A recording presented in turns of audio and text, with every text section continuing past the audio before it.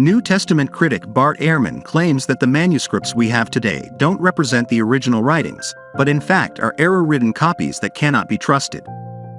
The number of variations among these manuscripts even exceed the number of words in the New Testament in its original Greek language.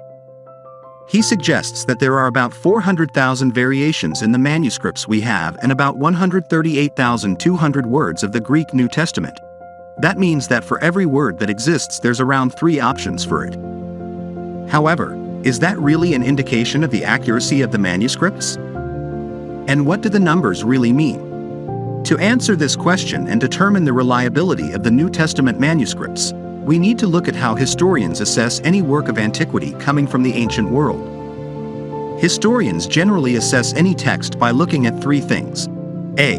The number of manuscript copies that exist for the text. B. The time gap between the original text and its earliest surviving copy. And C. The significance of variations between the copies. Historians and textual critics have more confidence in the reconstruction of the original text when there are lots of copies, short time gaps, and insignificant variations. If we are to compare the New Testament manuscripts with the manuscripts citing the work of well-known philosophers, authors or historians like Plato, Homer or Suetonius, whose works are thought to be reconstructed with high degree of accuracy, we'll find that the New Testament manuscripts outnumber any of these works and have much earlier attestations than these works as well. To put things into perspective, we have about 250 copies of Plato with the earliest manuscript found after about 1,300 years of the original writing. However, for the New Testament we have over 5,800 manuscripts in the Greek language alone and around 20,000 manuscripts in other languages, for example, Coptic, Latin and Syriac. In fact, the textual critic, Dan Wallace, states that, in comparison with the average ancient Greek author, the New Testament copies are well over 1,000 times more plentiful. In addition, these manuscripts with all their translations are found to be cited extensively by the early church fathers during the early centuries of Christianity, to the extent that Ehrman himself claims that these citations are so extensive that, if all the other sources of our knowledge of the text of New Testament were destroyed, they would be sufficient alone for the reconstruction of practically the entire New Testament. Regarding the time gap between the earliest surviving manuscripts and the original manuscripts, we have 2 manuscripts, P52 and P66, which are dated around 35 to 40 years after the original manuscripts. In the world of ancient literature, this is considered a blink of an eye. In fact, the average time between the writing of most works contemporaneous with the New Testament, like the works of Pliny, Suetonius or Tacitus, and their first copies is not less than a couple hundred years. So again, no other work of antiquity comes close to the early attestation of the New Testament manuscripts. With regards to the textual variants among the manuscripts, yes, there are about 400,000 variants in the New Testament manuscripts, yet the significance of them is what really matters. So, let's first define what a variant is. A variant is any difference between manuscripts. If a scribe spells John and another spells it John, that's a variant.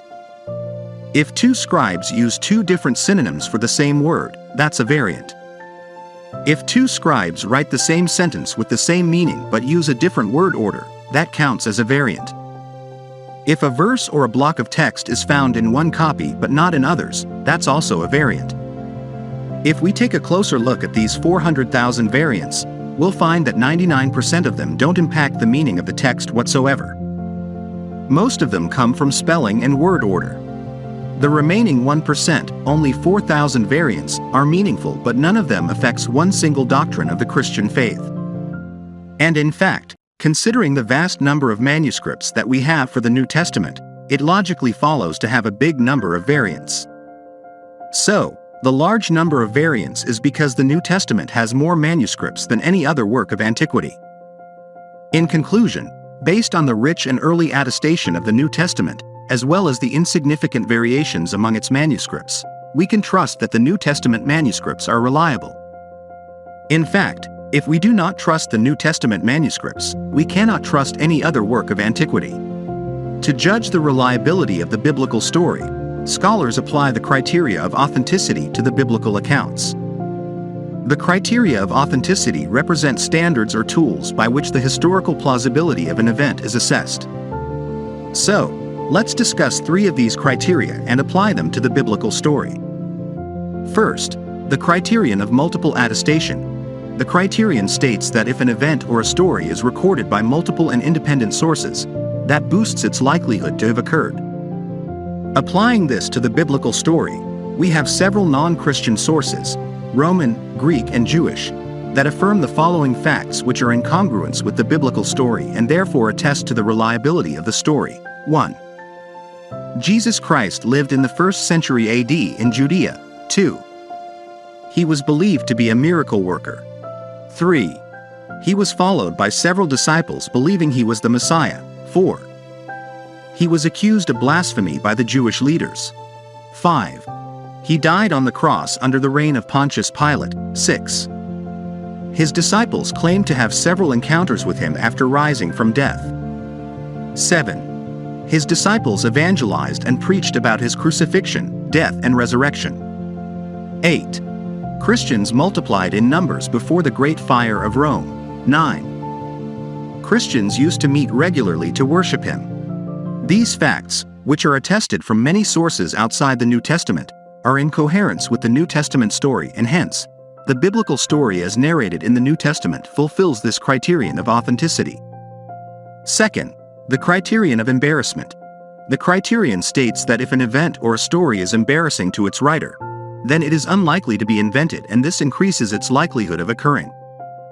We have several passages in the New Testament that seem to be embarrassing to the disciples who are also the early founders of the church. For example, at the time when Jesus was arrested, his disciples ran away and abandoned him. Also, the very first eyewitnesses to the empty tomb and Jesus' resurrection were women, and given the Jewish Middle Eastern context belittling women and their testimonies, if the story was made up by the disciples, women would have been the disciples' very last option to witness the empty tomb and testify to the resurrection. Hence, the biblical story fulfills this criterion. Third, the criterion of contextual credibility, socio-historical context. The criterion states that for a story to be authentic, it must contain elements that conform to and do not contradict with the socio-historical context of that time.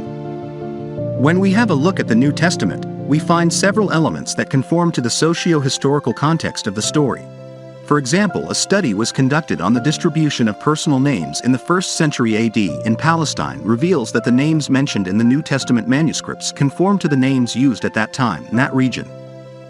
Similarly, there are archaeological discoveries that are in alignment with the New Testament manuscripts. In addition to that, the Gospel of Luke presents historical details that further add to the plausibility of the story in terms of its historical context. In chapter 3 verses 1 to 2, Luke writes, "In the 15th year of the reign of Tiberius Caesar, when Pontius Pilate was governor of Judea, Herod tetrarch of Galilee, his brother Philip tetrarch of Iturea and Tachonites, and Lysanias tetrarch of Abilene, during the high priesthood of Annas and Caiaphas, the word of God came to John son of Zechariah in the wilderness."